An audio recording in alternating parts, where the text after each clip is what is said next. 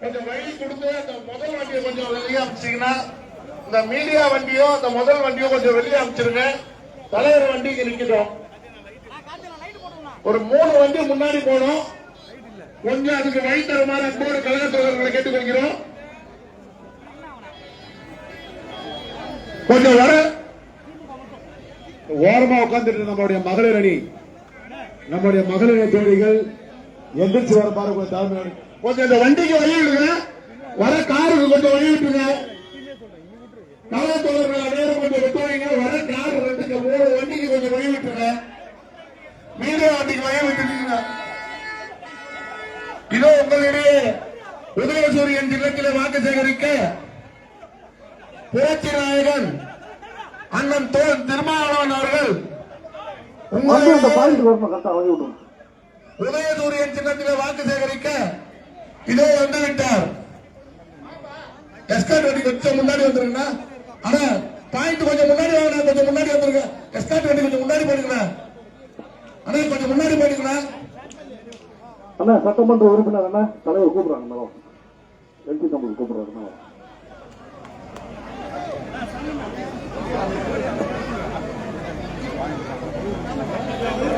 நீ பின்னாடி வழி விடுங்க. தலைவர் வர்றதுக்கு கொஞ்சம் வழி விட்டுருங்க. தலைவர் வாகனத்துக்கு வழி விடுங்க. தயவுசெய்து தலைவர் வாகனத்துக்கு கொஞ்சம் வழி விட்டுருங்க. தலைவர் வாகனம் 3வது கொஞ்சம் வழி விடுங்க.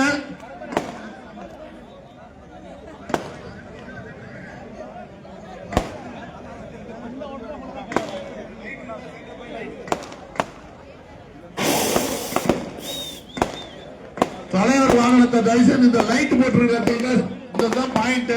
கொஞ்சம் வந்தீங்கன்னா எல்லாருக்கும் கவர் ஆகும்.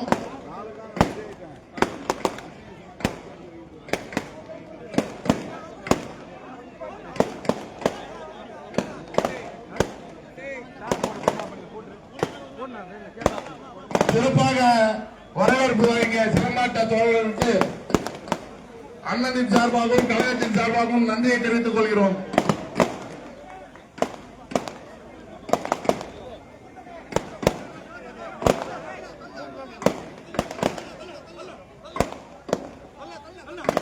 இந்த சிறப்பு மிகு கூட்டத்திற்கு வரவேற்பு வழங்கிய அனைத்து நல்ல உள்ளங்களுக்கும் நன்றியை தெரிவித்துக் கொண்டு தலைவர் அவர்கள் இந்த பாயிண்ட் வருவதற்கு கொஞ்சம் கழக தோழர்கள் ஒத்துழைத்து வழி தருமாறு அன்போடு கேட்டுக் கொள்கிறோம். வழிவிட்டுருங்க. கொஞ்சம் வாகனத்துக்கு வழிவிட்டுருங்க. கொஞ்சம் வழிவிட்டுருங்க. இதோ உங்களுடைய உதயசூரியன் தினத்திலே வாக்கு சேகரிக்க எழுச்சி தமிழர் அண்ணன் திருமாவளவன் அவர்கள் உதயசூரியன் தினத்திலே வாக்கு சேகரிக்க வந்து கொண்டிருக்கிறார். கொஞ்சம் முன்னாடி வந்துருங்க. முன்னாடி வந்துருங்க. கீழே வச்சு பிடிக்கிட்டு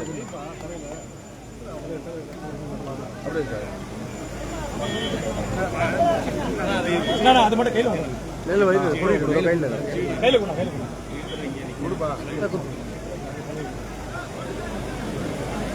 எழுச்சி தமிழர் அண்ணன் திருமாவளவன் அவர்களை சென்னை கிழக்கு மாவட்ட திமுக சார்பிலும் மற்றும் அம்பத்தூர் சட்டமன்ற தொகுதியின் சார்பிலும் அன்புடன் வருக வருக என அன்புடன் வரவேற்கிறேன். அந்த பிரச்சார வண்டி இந்த லைட் எரியுது பாருங்க. அதான் பாயிண்ட். Light எரியுறதான் point. பிரச்சார வண்டி முன்னாடி வாங்க. கழகத்தோட கொஞ்சம் வழி விடுங்க. 2 சைடு கொஞ்சம் வழி விடுங்க. வழி விட்டாலும் வண்டி ஃப்ரீயா வரும். இன்னும் 5 பாயிண்ட் பேசுவாங்க. தயவு செய்து கொஞ்சம் வழி விடுங்க.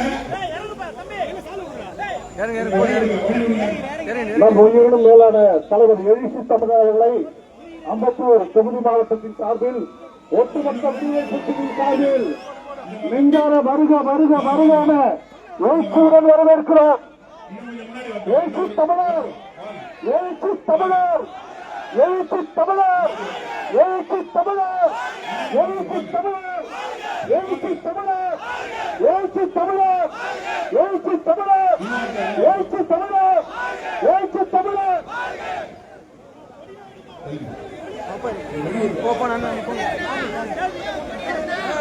போதுமா அந்த கொடிக்கெல்லாம் கொஞ்சம் தயவு செய்து இறக்குங்க. அந்த பெரிய பெரிய கொடிலாம் பலூனும் கொஞ்சம் இறக்குங்க. லோக்கல் மைக் இருந்தா கொடுங்க.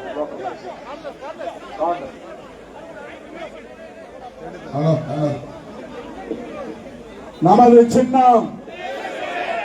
சின்னம் திராவிட முன்னேற்ற கழகத்தின் சின்னம், காங்கிரஸ் பேர் இயக்கத்தின் சின்னம், தேசிய முற்போக்கு திராவிட கழகத்தின் சின்னம், இந்திய யூனியன் முஸ்லீம் லீக்கின் சின்னம், இந்திய கம்யூனிஸ்ட் கட்சியின் சின்னம், மார்க்சிஸ்ட் கம்யூனிஸ்ட் கட்சியின் சின்னம், மனிதநேய மக்கள் கட்சியின் சின்னம், எஸ்டிபிஐயின் சின்னம், மனிதநேய ஜனநாயக கட்சியின் சின்னம், மக்கள் நீதி மையத்தின் சின்னம், விடுதலை சிறுத்தைகளின் சின்னம், தமிழக முதல்வர் அண்ணன் தளபதி ஸ்டாலின் அவர்களின் சின்னம், வேட்பாளர் டாக்டர் பூர்ணிமா அவர்களின் சின்னம், சட்டமன்ற உறுப்பினர் ஜோசப் சாமுவேல் அவர்களின் சின்னம், நமது சின்னம், 52 தொகுதி வாழ் வாக்காளர் பொதுமக்களின் சின்னம், வெற்றியின் சின்னம், சமூக நீதியின் சின்னம், சகோதரத்துவத்தின் சின்னம், சமத்துவத்தின் சின்னம், தமிழ்நாட்டின் பாதுகாப்பு சின்னம்,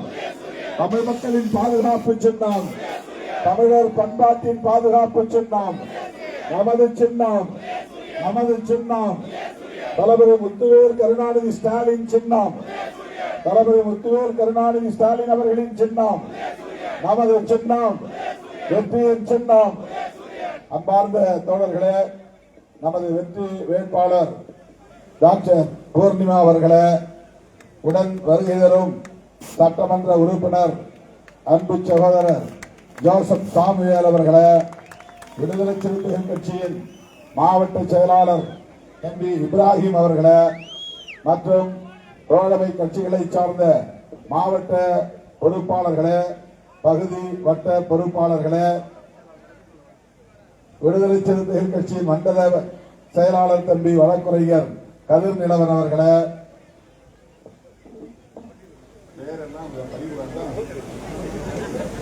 மண்டல துணை செயலாளர் ரூபஸ் ஸ்டான்லி அவர்களே, பொருளாளர் மன்னன் அவர்களே, மண்டல செய்தி தொடர்பாளர் குணா பாரதி அவர்களே, துணை செயலாளர்கள் கோட்டி யோகேஷ் தேர்மொழி ஆறுமுகம் சரவணன் ஆமோஸ் அப்பு வடவன், நிர்வாக குழு உறுப்பினர்கள் பாவானம் பி எஸ் குமார் இலா ஆனந்த் ஆகிய தோழர்களே,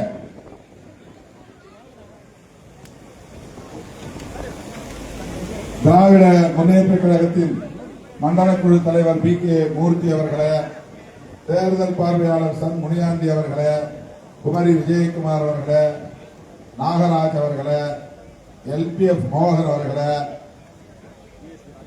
நாகவல்லி அவர்களே, ராஜகோபால் அவர்களே, கிருஷ்ணமூர்த்தி அவர்களே, பாலமுருகன் அவர்களே,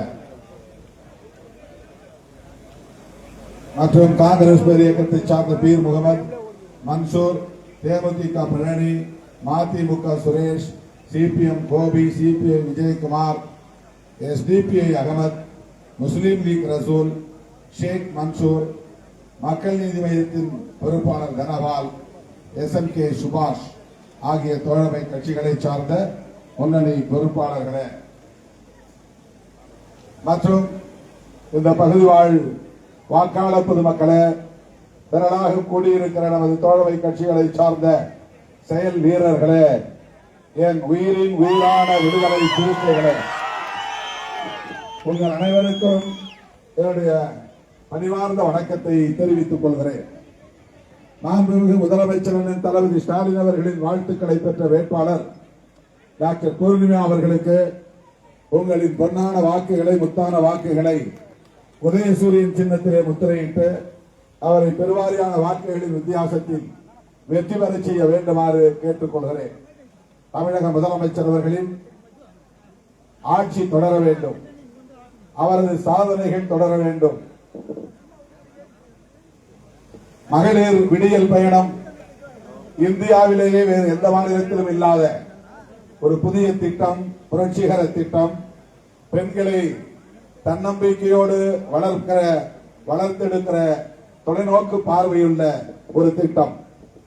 பிற மாநில முதலமைச்சர்களே வந்து தமிழ்நாடு முதலமைச்சர் நடைமுறைப்படுத்துகிற பல்வேறு திட்டங்களை ஆய்வு செய்து அவற்றை தம்முடைய மாநிலங்களிலும் பின்பற்றலாம் என்கிற முயற்சியில் ஈடுபட்டு விடியல் பயணத்தையும் கூட கர்நாடகா போன்ற மாநிலங்களில் தொடங்கினார்கள்.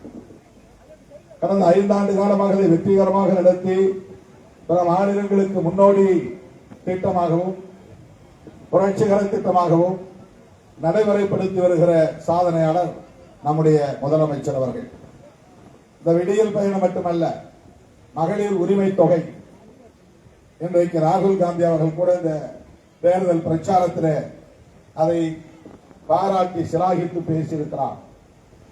மாதம் 1000 ரூபாய் 5 ஆண்டு காலம் 12 மாதங்களுக்கு என்று 60,000 ரூபாய் 1.25 கோடி பெண்களுக்கு, குடும்ப தலைவிகளுக்கு வழங்கி சாதித்திருப்பவர், சாதனை படைத்திருப்பவர், பெண்களை ஊக்கப்படுத்தி இருப்பவர், தன்னம்பிக்கையை பெண்களுக்கு ஊட்டியிருப்பவர் நம்முடைய அண்ணன் தளபதி முத்துவேல் கருணாநிதி ஸ்டாலின் அவர்கள். மீண்டும் ஆட்சிக்கு வந்தால் 1000 ரூபாய் என்பதை 2000 ரூபாயாக உயர்த்துவேன் என்றும் வாக்குறுதி அளித்திருக்கிறார். இந்த விடியல் பயணம் தொடர உரிமை தொகை திட்டம் 2000 ரூபாயாக உயர அண்ணன் முத்துவேல் கருணாநிதி ஸ்டாலின் அவர்களின் இந்த சாதனைகள் தொடர அவரை மீண்டும் அரியணையில் அமர்த்த வேண்டும். நான் முதல்வன் திட்டம் பள்ளி குழந்தைகளின் தனித்திறன்களை ஊக்கப்படுத்தக்கூடிய வகையில், வளர்த்தெடுக்கக்கூடிய வகையில் நல்ல ஆளுமை மிக்க இளம் தலைமுறையினரை உருவாக்கும் தொலைநோக்கு பார்வையோடு அறிமுகப்படுத்தப்பட்ட திட்டம்தான் நான் முதல்வன் திட்டம். அவர்களுக்கு மாதாந்த ஊக்கத்தொகை இந்தியாவில் எந்த மாநிலத்திலும் இல்லை. இது வெறும் ஓட்டுக்கான திட்டம் இல்லை. ஓட்டுக்கான திட்டம் என்றால் குழந்தைகளை அவர்கள் தம்முடைய திட்டத்தின் இலக்காக வைக்க வாய்ப்பில்லை. அடுத்தடுத்த தலைமுறையினர் ஆளுமை மிக்க குழந்தைகளாக, தலைமுறையினராக வளர வேண்டும் என்கிற பொறுப்புணர்வோடு, தொலைநோக்கு பார்வையோடு, அறிவியல் நோக்கோடு கொண்டு வரப்பட்ட திட்டங்கள் தான் நான் முதல்வன் திட்டம், தமிழ் புதல்வன் திட்டம், புதுமை பெண் திட்டம்.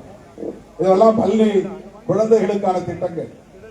ஆண் பிள்ளைகளுக்கு தமிழ் புதல்வன், பெண் பிள்ளைகளுக்கு புதுமை பெண், அவர்களுக்கு மாதந்தோறும் ஊக்கத்தொகை, கல்வியில் அவர்கள் நாட்டம் கொள்ள வேண்டும், அவர்கள் மேலும் மேலும் கல்வி பெறுவதற்கான ஊக்கம் பெற வேண்டும் என்கிற அந்த பார்வையோடு மாண்புமிகு முதலமைச்சர் அவர்கள் அறிமுகப்படுத்திய புரட்சிகரமான திட்டங்கள் தான் இந்த திட்டங்கள் எல்லாம்.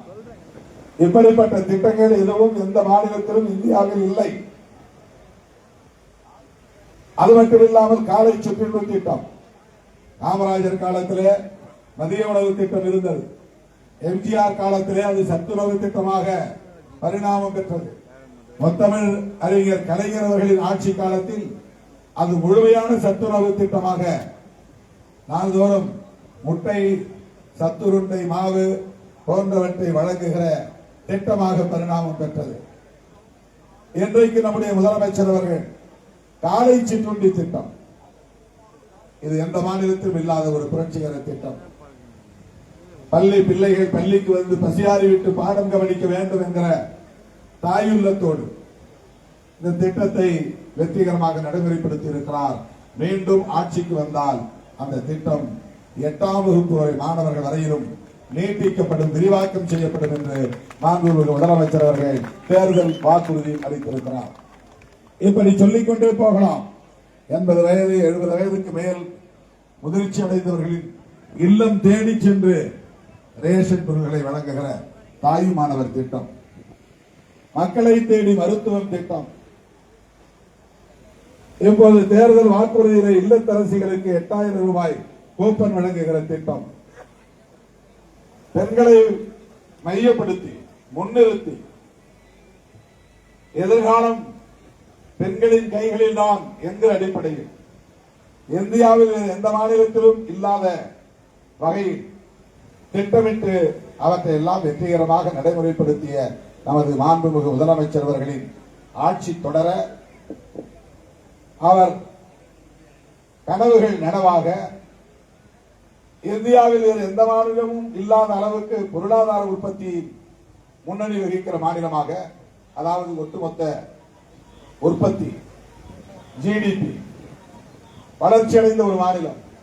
பள்ளி கல்வி, உயர்கல்வி, சுகாதாரம், மருத்துவம் போன்றவற்றில் இன்றைக்கு இந்தியாவிலேயே முதலிடத்தில் தமிழ்நாடு என்கிற அளவுக்கு இதனை வளப்படுத்தி இருக்கிற முதல்வராக நம்முடைய முதல்வர் பிறருக்கு வழிகாட்டு முதல்வராக விளங்குகிறார்.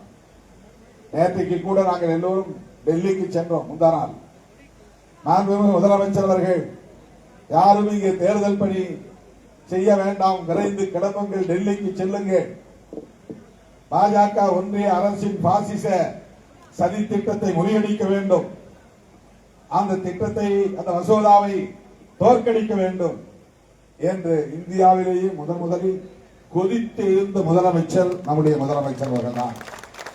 கடும் எச்சரிக்கை விடுத்த முதலமைச்சர் நம்முடைய முதலமைச்சர் அவர்கள் தான். நீங்கள் சூது செய்து, சூழ்ச்சி செய்து, ஒருவேளை இந்த டீலிமிட்டேஷன் என்கிற நாடாளுமன்ற தொகுதிகளுக்கான மறுவரையறை மசோதாவை நிறைவேற்றினால் 1950களில் 60களில் இருந்த திமுகவை மீண்டும் நீங்கள் பார்க்க நேரிடும் என்று எச்சரிக்கை விட்ட முதலமைச்சர் பொங்கி எழுந்தார். அரசியல் கடமை பரபரப்பானது, சூடுபிடித்தது. பிற மாநில முதலமைச்சர்கள் எல்லாம் தமிழ்நாட்டு முதலமைச்சர் என்ன சொல்லுகிறார் என்பதை ஊன்றி கவனித்தார்கள். அதன் விளைவாகத்தான் அந்த வாக்கெடுப்பில் 230 பேர் எதிர்த்து வாக்களித்து அந்த மசோதா வீழ்த்தப்பட்டது. இதுதான் முத்துவேல் கருணாநிதி ஸ்டாலின், இதுதான் நமது மதசார்பற்ற முற்போக்கு கூட்டணியின் தலைவர். அப்படிப்பட்ட அந்த முதலமைச்சர், நம்முடைய முதலமைச்சர் மீண்டும் ஆட்சி கட்டிலில் அமர, அவர் வகுத்தளித்து நடைமுறைப்படுத்தி இருக்கிற அனைத்து திட்டங்களும் தொடர, அரசின் சாதனைகள் தொடர, புதிய புதிய திட்டங்கள் உருவாகி தமிழகத்தை இந்தியாவில் ஒரு முன்னோடி மாநிலமாக வளர்த்தெடுக்க நீங்கள் ஆதரிக்க வேண்டிய சின்னம் உதயசூரியன். நமது சின்னம் உதயசூரியன். வாக்குகளை வீணாக்க கூடாது. நண்பர் விஜய் கட்சி தொடங்கிய நாளிலிருந்து இந்த நாள் வரை அவருடைய கொள்கைகளை விவரித்து பேசவில்லை, என்ன செய்ய போகிறோம் என்று சொல்லவில்லை. திமுக வெறுப்பு ஒன்றை மட்டும்தான் உமிழ்ந்து கொண்டே இருக்கிறார். எல்லா கூட்டங்களிலும், எல்லா நிகழ்வுகளிலும், எல்லா பேச்சுகளிலும் திமுகவுக்கு எதிரான வெறுப்பை மட்டுமே கக்கிக் கொண்டிருக்கிறார். திராவிட முன்னேற்ற கழக ஆட்சியை அப்புறப்படுத்துவதுதான் அவருடைய நோக்கம் என்று சொல்லுகிறார். அவருடைய விருப்பம் எதுவாகவும் இருந்துவிட்டு போகட்டும், ஆனால் பொதுமக்கள் எண்ணி பார்க்க வேண்டும். திமுகவை ஆட்சி பீடத்திலிருந்து அப்புறப்படுத்திவிட்டு அந்த பீடத்திலே அவர் யாரை அமர வைக்க துடிக்கிறார்? கட்டாயம் விஜய் அந்த இடத்திலே போய் அமர முடியாது, அதற்கு வாய்ப்பில்லை, அது அவருக்கே தெரியும். அதனால்தான் 2 தொகுதிகளில் வேட்புமனு தாக்கல் செய்திருக்கிறார். பெரம்பூரில் ஜெயிப்போமா என்பதே அவருக்கு சந்தேகம். அதனால்தான் திருச்சி கிழக்கிலும் வேட்புமனு தாக்கல் செய்திருக்கிறார். ஆகவே அவரால் திமுகவை அப்புறப்படுத்திவிட்டு அவரது கட்சிக்கான பீடமாக ஆட்சி பீடத்தை அவரால் மாற்ற முடியாது. அப்படி என்றால் அவர் யாருக்காக இந்த அரசியலை செய்கிறார்? திமுகவை வீழ்த்துவோம் என்று சொல்லுவது யாருக்காக? யாரை அந்த இடத்தில் அமர வைக்க துடிக்கிறார்? Very simple. அவருடைய நோக்கம் பாஜக அதிமுக கூட்டணியை வெற்றி பெற வைப்பதுதான். அவருடைய கட்சி வெற்றி பெறப் போவதில்லை, அவரே வெற்றி பெறப் போவதில்லை என்பது அவருக்கே தெரியும். ஆக அவருக்கே ஒரு உண்மை தெரிந்த நிலையில் அவர் திமுகவுக்கு எதிராக பேசுகிறார் என்றால் அது திமுகவை மட்டுமல்ல, திமுக கூட்டணியில் இடம்பெற்றுள்ள புரட்சிகர முற்போக்கு சக்திகள் அனைவரையும் வீழ்த்துகிற முயற்சி. கம்யூனிஸ்டுகளையும், விடுதலை சிறுத்தைகளையும், இஸ்லாமிய அமைப்புகளையும், காங்கிரஸ் உள்ளிட்ட தோழமை கட்சிகள் யாவற்றையும், சமூக நீதி அரசியலை பேசக்கூடிய யாவரையும் வீழ்த்துகிற முயற்சி. அப்படி என்றால் விஜய் அவர்கள் யாருக்காக வேலை செய்கிறார் என்பதை விஜய் ரசிகர்கள் புரிந்து கொள்ள வேண்டும். விஜய் தான் ஆட்சிக்கு வர வேண்டும் என்று அதை செய்யவில்லை. அது அவரால் முடியாது, அதற்கு வாய்ப்பில்லை. அவருடைய நோக்கம் திமுகவை ஆட்சியில் இருந்து அப்புறப்படுத்திவிட்டு பாஜகவை அங்கே கொண்டு வந்து அமர வைப்பதுதான். பாஜகவை எப்படி அமர வைக்க முடியும்? அதிமுக தானே இன்னொரு அணியின் தலைமை என்று நீங்கள் சொல்லலாம்.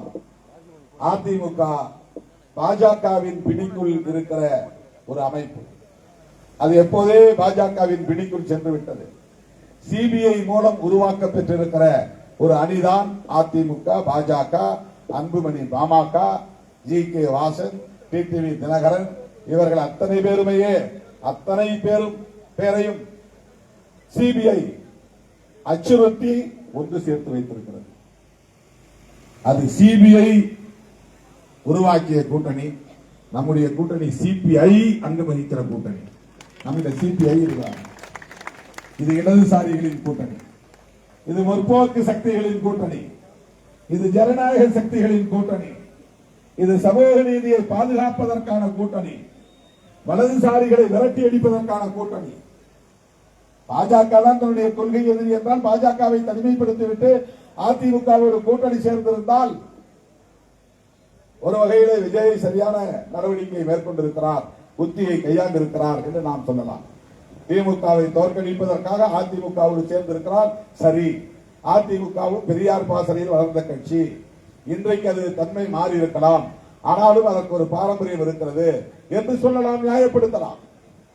ஆனால் அதிமுகவையும் பாஜகவையும் சேரவிட்டது யார்? அவர்கள் சேருவதற்கு வழிவகுத்தது யார்? இடம் கொடுத்தது யார்? வாய்ப்பு தந்தது யார்? ஏன் விஜய் அதிமுகவோடு போகவில்லை? அதுதான் பிஜேபி வகுத்துக் கொடுத்த திட்டம், அஜெண்டா. தனியே நின்றால்தான், தனித்து நின்றால்தான் திமுகவுக்கு போகிற முஸ்லீம் வாக்குகளையும் கிறிஸ்தவ வாக்குகளையும் நீ பிரிக்க முடியும். திமுகவையும் பிடிக்காத, அதிமுகவையும் பிடிக்காத அனைவரின் வாக்குகளையும் நீ வாங்க முடியும்.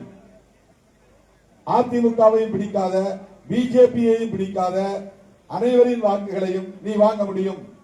எங்களுக்கு வராத வாக்குகள் எல்லாம் திமுகவுக்கு போகிறது.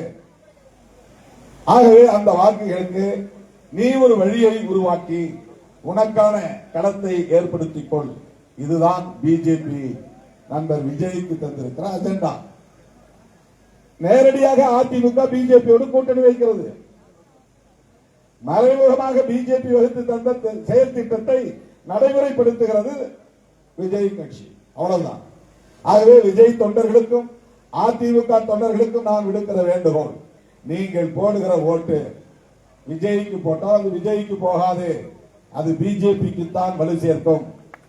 இரட்டைலைக்கு போட்டால் அது இரட்டைலை என்பது அதிமுக சின்னம் இல்லை, அது பிஜேபியின் இன்னொரு சின்னம். அது எம்ஜிஆர் காலத்து அதிமுக இல்லை, ஜெயலலிதா காலத்து அதிமுக இல்லை.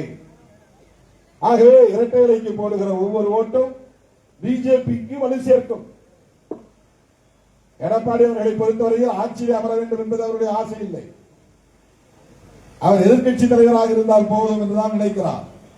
ஆட்சிக்கு போனால் ஒரு மாதம் கூட பிஜேபி காரன் விட்டு வைக்க மாட்டான். நிதிஷ்குமாரை தூக்கி அடித்தது போல் இவரை தூக்கி அடித்து விட்டு அங்கே பிஜேபி காரனை முதலமைச்சராக உட்கார வைத்து விடுவான். அதனால் எதிர்கட்சி தலைவராக இருந்தால் போதும் என்கிற மனநிலையில் தான் அண்ணன் எடப்பாடி பழனிசாமி அவர்களே இருக்கிறார். அதுதான் அவருடைய உண்மையான மனநிலை. அந்த பிடிக்குள்ளே சிக்கி கிடக்கிறார். ஆக பிஜேபியை ஜெயலலிதா அம்மையாரே வெறுத்திருக்கிறார், எதிர்த்திருக்கிறார், விமர்சித்திருக்கிறார். அப்படிப்பட்ட பிஜேபியோடு எடப்பாடி கூட்டு சேர்ந்ததற்கு என்ன நியாயம் இருக்கிறது? கொள்கை அடிப்படையிலான கூட்டணி தான் என்பதை எடப்பாடி அவர்களால் சொல்ல முடியுமா? ஜெயலலிதா அம்மையாரை எதிர்த்தாரா இல்லையா? விமர்சித்தாரா இல்லையா? எந்த காலத்திலும் அதிமுக பிஜேபியோடு கூட்டணி வைக்காது என்று சொன்னாரா இல்லையா? எடப்பாடி பழனிசாமி அவர்கள் என் கேள்விக்கு பதில் சொல்ல மாட்டார், என்னை அவர் பொருட்படுத்த மாட்டார், எனக்கு தெரியும். ஆனால் அதிமுக தொண்டர்களை பார்த்து நான் கேட்கிறேன், நீங்கள் இன்றும் பெரிதாக தெய்வம் போல் மதிக்கிற எம்ஜிஆரோ ஜெயலலிதா அம்மையாரோ இந்த நிலைப்பாட்டை எடுத்திருப்பார்களா?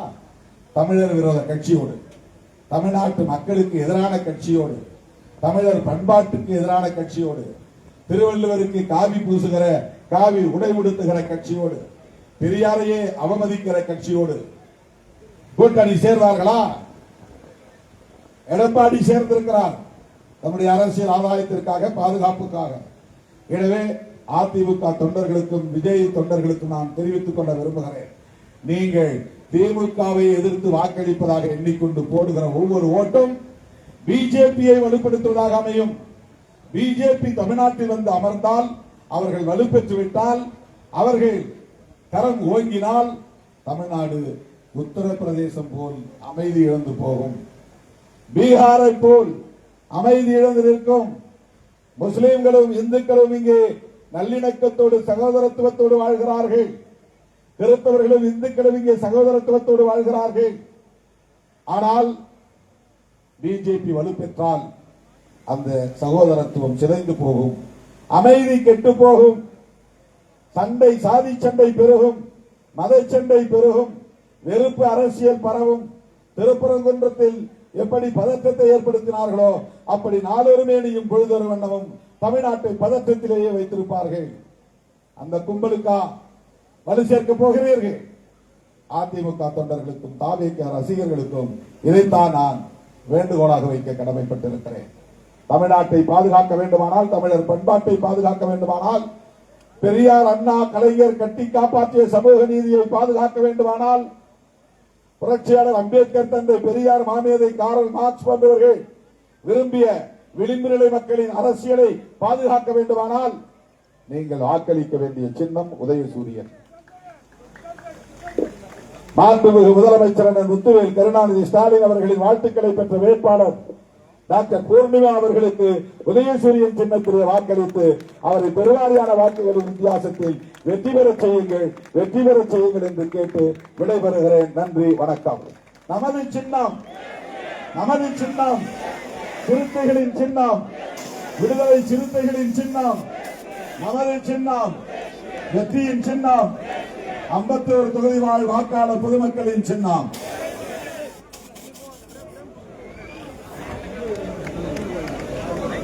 எல்எல்எஃப் தோழர்கள் பேரறிவாளன் அம்பேத்கர், மணி, லெனின், அன்பரசு உள்ளிட்ட மோசஸ் உள்ளிட்ட அனைவரையும் வாழ்த்தி விடைபெறுகிறேன். நன்றி, வணக்கம். இந்திய முஸ்லிம் லீக் ரசூல் அவர்களுக்கு என்னுடைய வாழ்த்துக்கள்.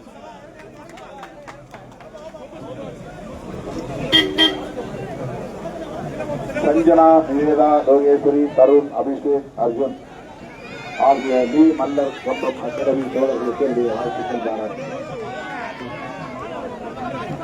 நமது சின்னம், நமது சின்னம் வெற்றியின் சின்னம், காங்கிரசின் ஆதரவு பெற்ற சின்னம், ராகுல் காந்தியின் வாழ்த்துக்களை பெற்ற சின்னம், பிரேமலதா விஜயகாந்த் அவர்களின் வாழ்த்துக்களை பெற்ற சின்னம், பேராசிரியர் ஜவாஹருல்லா வாழ்த்துக்களை பெற்ற சின்னம், பேராசிரியர் காதர் மொய்தீன் அவர்களின் வாழ்த்துக்களை பெற்ற சின்னம், எல்லை முபாரக் அவர்களின் வாழ்த்துக்களை பெற்ற சின்னம், தமிமுன் அன்சாரியின் வாழ்த்துக்களை பெற்ற சின்னம், நடிகர் கமல்ஹாசன் அவர்களின் வாழ்த்துக்களை பெற்ற சின்னம், விடுதலை சிறுத்தைகளின் சின்னம், வெற்றியின் சின்னம், சமூக நீதியின் சின்னம், சமத்துவத்தின் சின்னம், நமது சின்னம், வெற்றியின் சின்னம், பூர்ணிமா அவர்களின் சின்னம், ஜோசப் சாமியார் அவர்களின் சின்னம், விடுதலை சிறுத்தைகளின் சின்னம். தம்பி கண்ணன் என்ன அப்படி மேலே மேலே மேலே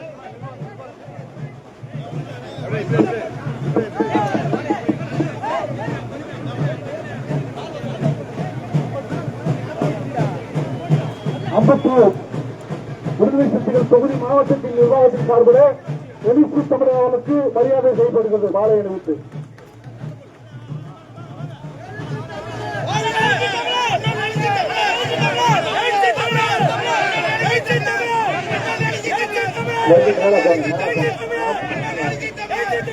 தமிழ்